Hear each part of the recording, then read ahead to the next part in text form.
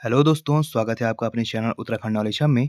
दोस्तों, आज मैं आपके लिए उत्तराखंड प्रवक्ता इतिहास मुख्य विषय परीक्षा 2025 के सिलेबस के अनुसार आधुनिक भारत से ईस्ट इंडिया कंपनी का बंगाल के साथ संबंध के महत्वपूर्ण प्रश्न लेके आया हूँ।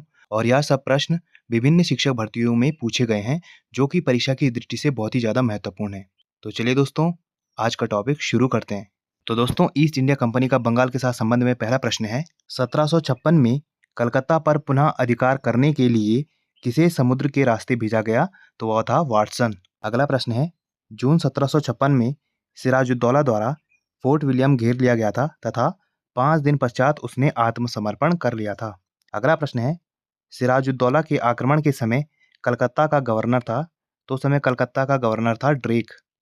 अगला प्रश्न है, दूसरा हिंदू शासक जिस पर क्लाइव और मीर जाफर ने अपने शासन के दौरान निगाह डाली, वह उड़ीसा का शासक, तो वह उड़ीसा का शासक था कृष्णराज।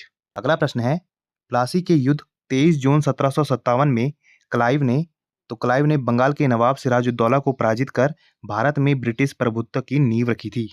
अगला प्रश्न है, 22 अक्टूबर 1764 ईस्वी को अंग्रेजों ने मीर कासिम अवध के नवाब शुजाउद्दौला तथा दिल्ली के मुगल सम्राट शाह आलम द्वितीय की सम्मिलित सेना को बक्सर के युद्ध में पराजित किया था।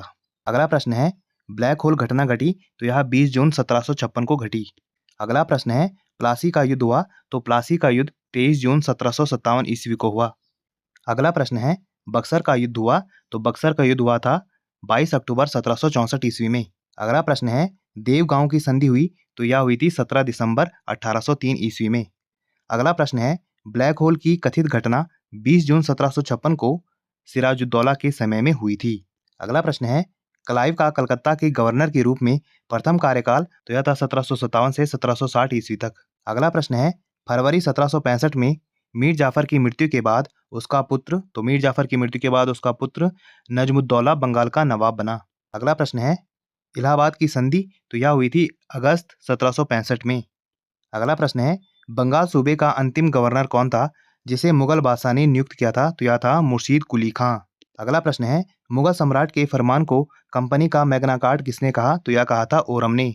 अगला प्रश्न है, किस मुगल बादशाह ने अंग्रेजों की ईस्ट इंडिया कंपनी को वह शाही फरमान जारी किया जिसने उसे 3000 रुपये के वार्षिक भुगतान के बदले शुल्क मुफ्त व्यापार की अनुमति दी? तो वह था फर्रुख हसियर। अगला प्रश्न है, कलकत्ता की स्थापना से पूर्व बंगाल की विशालतम बस्ती थी? तो यह थी हुगली। अगला प्रश्न है, 1656 ईस्वी में दूसरा निशान मंजूर किया गया जिसके तहत बिना किसी बाधा के व्यापार की अनुमति की पुष्टि की गई। अगला प्रश्न है, सितंबर 1760 की संधि के द्वारा मीर कासिम ने कौन से 3 जिले ईस्ट इंडिया कंपनी को सौंप दिए? तो वह थे बर्दवान, मिदनापुर तथा चटगांव। अगला प्रश्न है, सितंबर 1760 ईस्वी की संधि के अनुसार मीर कासिम ने सिलहट में चूने के व्यापार में कंपनी को आधा भाग तथा कंपनी को दक्षिण में अभियानों के लिए 5 लाख रुपए देना स्वीकार किया। अगला प्रश्न है, मीर कासिम ने अपनी राजधानी मुर्शिदाबाद से मुंगेर स्थानांतरित किया। अगला प्रश्न है, बंगाल के किस शासक ने कहा था कि यदि अंग्रेजों को बंगाल की भूमि से बाहर किया तो समुद्र में आग लग जाएगी? तो यह कहा था अलीवर्दी खां ने। अगला प्रश्न है, अंग्रेजों को दीवानी मिलने के समय बंगाल का नवाब कौन था? तो उस समय बंगाल का नवाब था नजमुद्दौला। अगला प्रश्न है, 12 अगस्त 1765 ईस्वी के इलाहाबाद की प्रथम संधि पर शाह आलम द्वितीय, बंगाल के नवाब नजमुद्दौला एवं क्लाइव ने हस्ताक्षर किए थे। अगला प्रश्न है, गुलाम हुसैन ने अपनी पुस्तक सियारुल मुतखैरिन में लिखा है कि इलाहाबाद की संधि की शर्तों को तय करने में उतना भी समय नहीं लगा जितना कि एक गधे को खरीदने में लगता है। अगला प्रश्न है, इलाहाबाद की दूसरी संधि 16 अगस्त 1765 को अवध के नवाब शुजाउद्दौला और क्लाइव के बीच हुई। अगला प्रश्न है, अंग्रेजों ने आधुनिक कलकत्ता की स्थापना कब की? तो यह की थी 1690 ईस्वी में। अगला प्रश्न है, 1700 ईस्वी में फोर्ट विलियम को पहला प्रेसिडेंसी नगर घोषित किया गया। अगला प्रश्न है, अहमद शाह अब्दाली ने किस मुगल शासक के शासनकाल में सर्वप्रथम भारत पर आक्रमण किया? तो वह था मोहम्मद शाह। अगला प्रश्न है, क्लाइव ने एक व्यक्ति के जाली हस्ताक्षर का प्रयोग किया, वह था वाटसन। अगला प्रश्न है, मार्च 1757 में अंग्रेजों ने फ्रांसीसियों से चंद्रनगर छीन लिया। अगला प्रश्न है, हालवेल के अनुसार नवाब ने 20 जून की रात 146 अंग्रेज बंदियों को 18 फुट लंबे 14 फुट 10 इंच चौड़े कमरे में बंद कर दिया। अगले दिन हालवेल सहित मात्र 23 व्यक्ति जिंदा बचे। यह घटना इतिहास में ब्लैक होल के नाम से जानी जाती है।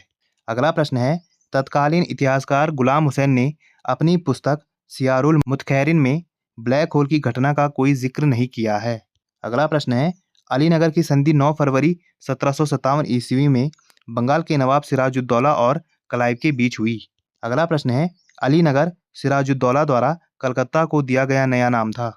अगला प्रश्न है, काल कोठरी ब्लैक होल की घटना कहाँ घटी थी? तो यह कलकत्ता में घटी थी। अगला प्रश्न है, अलीनगर की संधि के अनुसार नवाब ने अंग्रेजों को वह अधिकार पुनः प्रदान किया जो उन्हें सम्राट फर्रुख हसियर के फरमान द्वारा मिला हुआ था।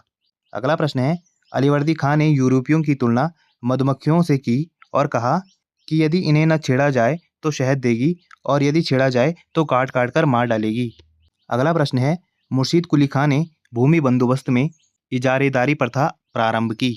अगला प्रश्न है, किस भारतीय को प्रथम बार बंगाल का उप दीवान नियुक्त किया गया था? तो वह था मोहम्मद रजा खां।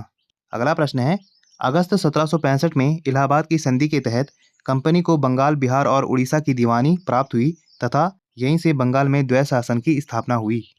अगला प्रश्न है, द्वैत शासन का जनक माना जाता है? तो यह लियोनल कार्टिस को माना जाता है। अगला प्रश्न है, राज दरबार में भेजे गए ईस्ट इंडिया कंपनी के प्रतिनिधि के साथ कौन से सर्जन गए थे जो सम्राट फर्रुख हसियर को उनके कष्टकारी रोग से मुक्त करने के लिए प्रयासरत हुए? तो आते हैं हैमिल्टन।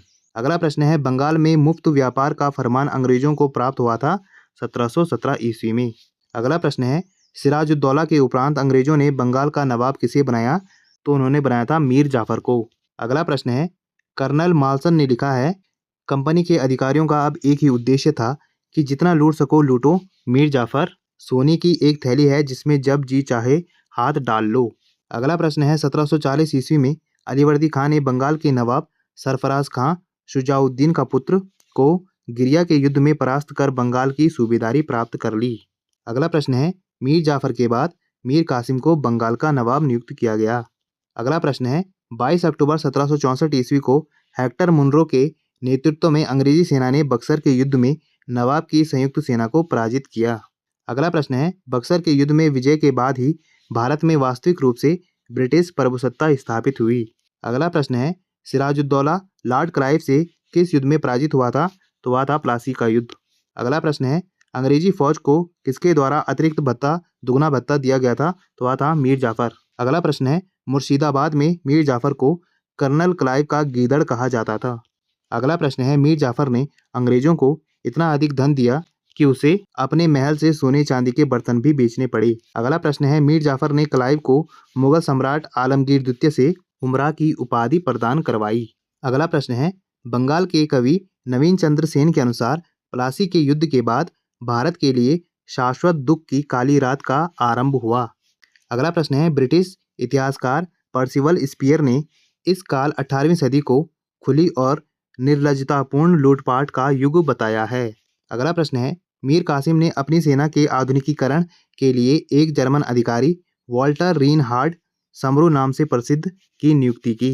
अगला प्रश्न है, किस मुगल सूबेदार ने 1698 ईस्वी में अंग्रेजों को सुतानाती, कालीघाट तथा गोविंदपुर की जमींदारी दे दी थी? तो वो था अजीम उस शान। अगला प्रश्न है, बंगाल में 1765 ईस्वी में द्वैत शासन की नींव क्लाइव ने रखी तथा 1772 ईस्वी में वारेन हेस्टिंग्स ने इसे समाप्त कर दिया। अगला प्रश्न है, बंगाल सेना के उच्च जातीय सिपाहियों को उच्च जातीय भाड़े के सैनिक किसने कहा था? तो यह कहा था चार्ल्स नेपियर ने।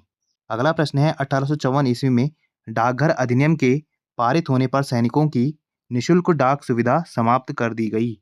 अगला प्रश्न है, जब प्लासी का युद्ध 1757 ईस्वी में अपने चरम पर था तो कौन सिराजुद्दौला का साथ छोड़कर लॉर्ड क्लाइव के अधीन अंग्रेजों से जा मिला था? तो वह था मीर जाफर।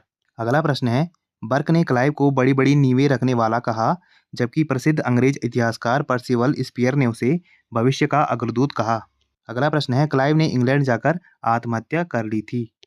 अगला प्रश्न है, ईस्ट इंडिया कंपनी को शाह आलम द्वारा बंगाल, बिहार और उड़ीसा की दीवानी कब प्राप्त हुई? तो यह हुई थी 12 अगस्त 1765 को। अगला प्रश्न है, रॉबर्ट क्लाइव ने मुगल शासक से बंगाल, बिहार और उड़ीसा की दीवानी किस वर्ष स्वीकार की? तो यह की 1765 को। तो दोस्तों, आज हमने उत्तराखंड प्रवक्ता मुख्य विषय इतिहास के सिलेबस के अनुसार आधुनिक भारतीय इतिहास के टॉपिक ईस्ट इंडिया का बंगाल के साथ संबंध पर महत्वपूर्ण प्रश्न देखे जो कि परीक्षा की दृष्टि से बहुत ही ज़्यादा महत्वपूर्ण है। और ऐसी ज्ञानवर्धक वीडियोज़ के लिए आप मेरे चैनल को लाइक कीजिए, कमेंट कीजिए, शेयर कीजिए, सब्सक्राइब कीजिए और मुझे इंस्टाग्राम पे फॉलो कीजिए। और इस वीडियो की पीडीएफ फाइल के लिए आप मुझे मेरे टेलीग्राम पर जॉइन कीजिए, वहाँ आपको इस वीडियो की पीडीएफ फाइल मिल जाएगी। और जितना हो सके इस वीडियो को अपने यार दोस्तों के साथ शेयर कीजिए और मेरे चैनल को ज़्यादा से ज़्यादा सब्सक्राइब कीजिए। Thank you.